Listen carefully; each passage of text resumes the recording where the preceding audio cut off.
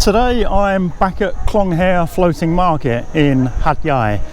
The last time I was here it was closed and quite depressing, and then I kept calling them every month to find out if the market had reopened, and they kept telling me not yet, maybe next month, and it finally opened I think beginning of August. And as usual, it's been difficult for me to get back because of family commitments, but an opportunity suddenly presented itself this morning and here I am. The market is open Friday, Saturday and Sunday from 1 o'clock in the afternoon till 9 o'clock at night. And at the moment it's about 1:30, so it's only just opened and it's still fairly quiet. But I expect that later on this evening it will get quite busy. When tourists come to Thailand, they want to do certain things, which are basically a list of cliches: Thai cooking, Thai massage, Thai boxing, get a badly made suit made at an Indian tailor, and visit a traditional floating market. And in the past it wasn't possible in this part of the country. If you're in Bangkok, you could go to Damnoen Saduak or Amphawa, quite a long drive actually from the centre of Bangkok, because both those places are in neighbouring provinces, but there are no options in the deep south. When I first got to Hat Yai at the end of 2004, this place wasn't here. I think it was in 2005 or 2006, I need to check when I get home. A friend of mine told me a new floating market had opened, so I visited and it was great. I had a really good time. So I came back sort of several times after that, and initially it was just locals that came here, and then after a few weeks, few months, the Malaysian tour buses started to appear, and it became a standard fixture on the tourist trail for Malaysian and Singapore visitors, which is a good thing, because without lots of tourists these places wouldn't exist. Because of the tourist demand for floating markets, and because of the lack of floating markets in this part of Thailand, this place was hugely successful. But what happened after that was a bit of a joke. Wherever there was a body of water, some food vendors would show up and they would declare it a floating market. And at one time it seemed that every week there was a new floating market opening up. There were loads of them. The trouble is, for these places to remain open, they need regular visitors. And if you live here, you don't go to floating markets every week. I take my family maybe once a year. They really need tourists. So with the lack of tourists at a lot of these places, they close down. They're just no longer there. But this one, which was the original one, still attracts a lot of tourists and it's still going. So what we have here is a Thai Buddhist temple, and next door is quite a large canal. Then on the other side you will see the boats which the food vendors use to sell food. Behind that there are some little thatched huts where they sell more food, and there's some clothes and little souvenirs. And there's a little road here next to the temple where there are more vendors, and as it's quite early at the moment, not all of them have opened, but you can also buy food and souvenirs along here as well. Clothes, little tiny lanterns. It's not a bad selection of food and snacks. Here we have some fried shrimp and sausages on sticks. Over here I saw some pizza. If you want some ahan farang, some Thai desserts, khanom,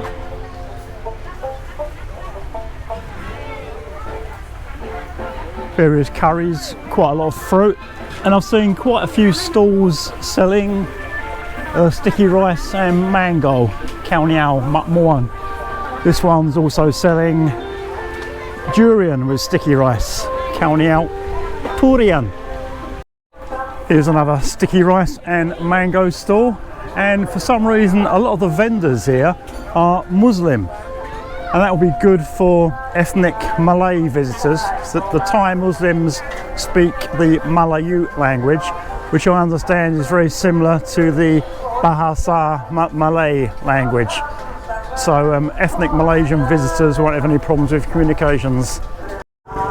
Lots of drinks as well, but I think the best drinks are the ones sold by the boat vendors down on the canal, and they'll also give you a souvenir cup to take home. Let's go and take a look. Here's one of the boat vendor drink stalls, and this guy is selling cold tea, orange juice, coconut juice and longan juice. And if you want a bamboo cup, it's 25 baht. And if you want one of these little clay cups, it's 35 baht. And once you've paid, then that's yours to keep. You can take it home as a souvenir.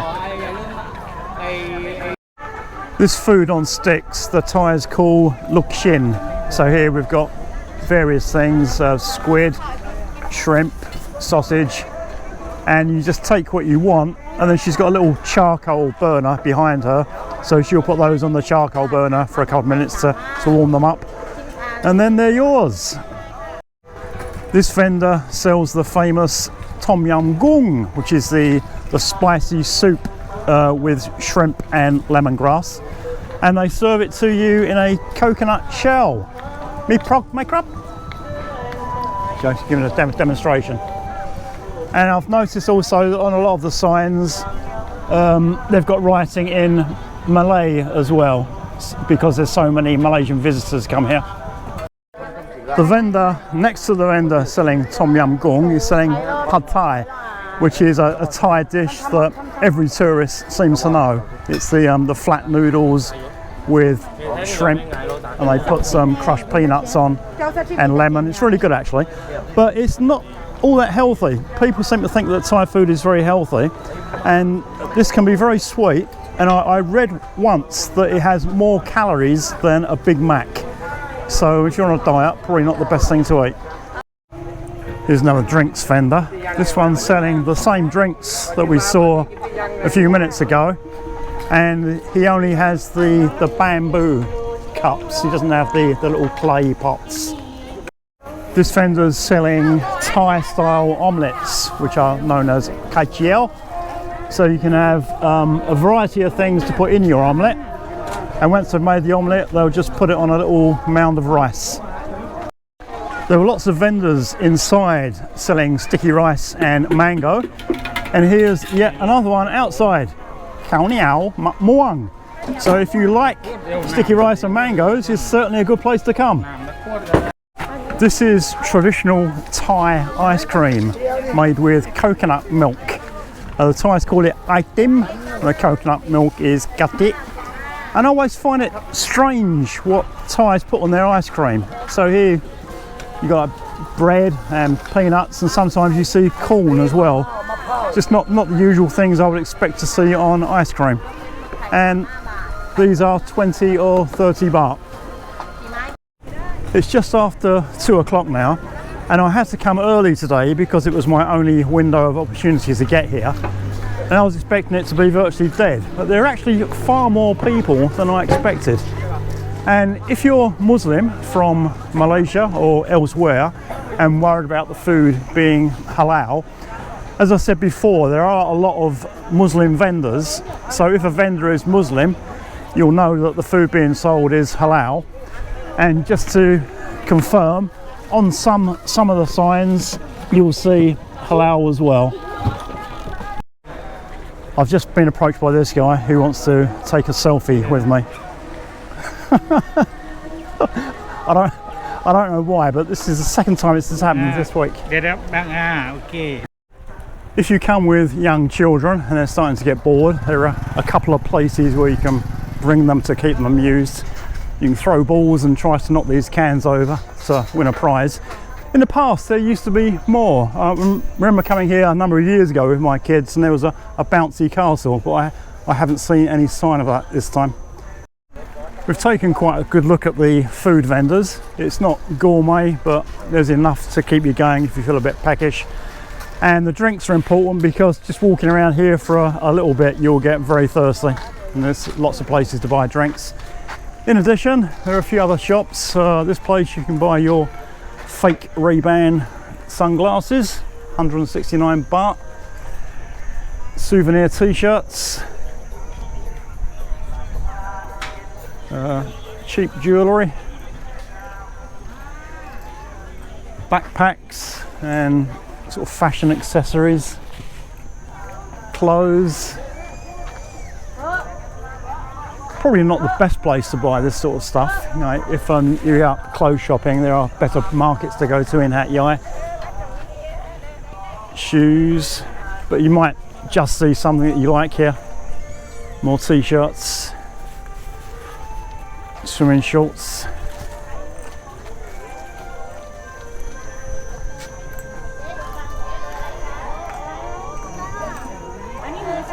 Ladies' underwear. Here are some kids' toys, are guaranteed to break within an hour of getting them out of the box. And just around the corner there was some perfume, Nam Hom in Thai. And I just asked the vendor who's selling these, and she tells me that they don't contain alcohol, so that they're okay for Muslim people. And this one's a souvenir shop selling key fobs and stickers and bottle openers, so you could buy a few of these to take back to your friends at home.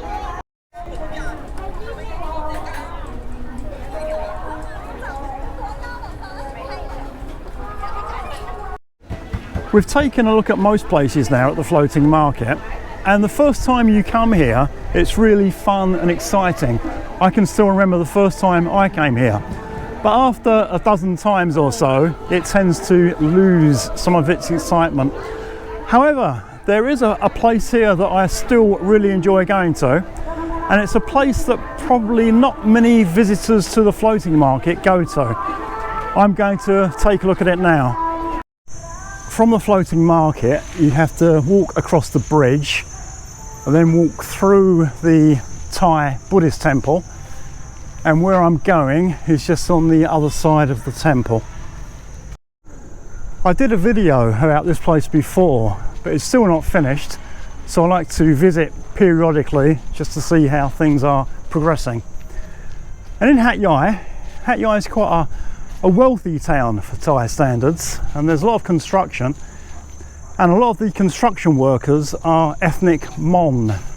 There's quite a big Mon population here, and they collected donations, bought this piece of land, and they've built this temple, which is a scaled down replica of the famous temple in Burma.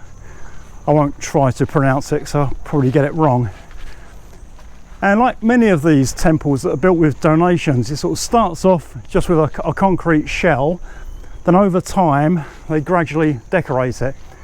So when I first came here it didn't look anything special. Now it's looking absolutely fantastic, and it's such a shame that more people don't come here. You know, already the floating market is drawing big crowds, hundreds of people there, and although this is only a 5-minute walk away, very few make the effort just to walk over here and take a look, and they're really missing out. So if you visit the floating market, this place is definitely worth a 5-minute walk. So it looks quite spectacular. This barrier is closed, so I can't go inside, but when I was last here the tiles on the floor hadn't been laid. And since that last visit they've been laid, and it's looking really fantastic now. This is probably one of the best looking temples in all of Hat Yai. These guys here are happy to answer any questions you may have. They speak a little bit of English. I just asked if it's finished yet, and it's not, and it's going to be finished next year. And if you want to make merit, Tambun, you can donate money by buying one of these floor tiles. I've just bought a couple, so I've made my merit for today. It really is a stunning place. It must be the most spectacular temple in Hat Yai. And what I think they should do is put some advertising signs over at the floating market and some arrows to show people how to get here. As I said before, it's just a 5-minute walk.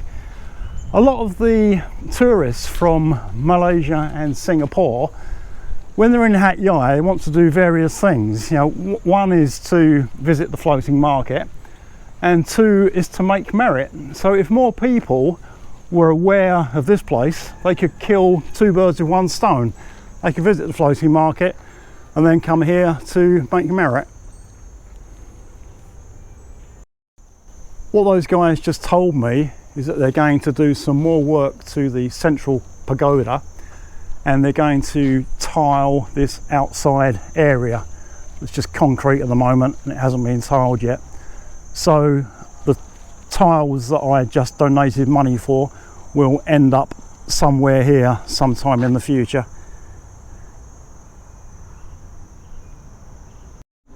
They liked my suggestion about having a sign at the floating market, and they're going to talk to the local municipality about doing that.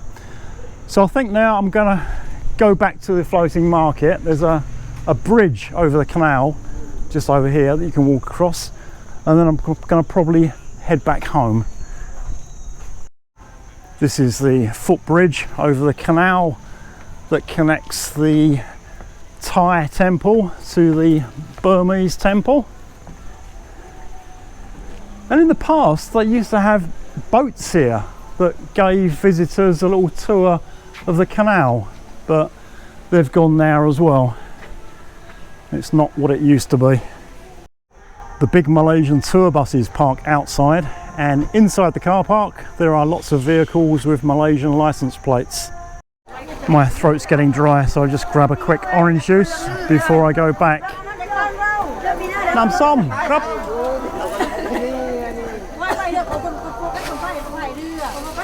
25 ใช่ไหมครับ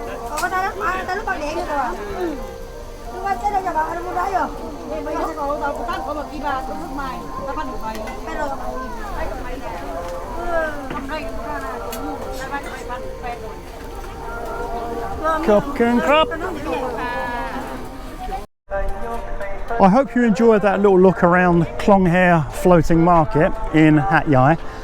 The last couple of years have been crazy, and because of the lockdowns and the closed borders and lack of tourists, a lot of businesses and tourist attractions have just closed forever. Fortunately, this one hasn't. It's not what it was, but it's gradually coming back and certainly worth a visit.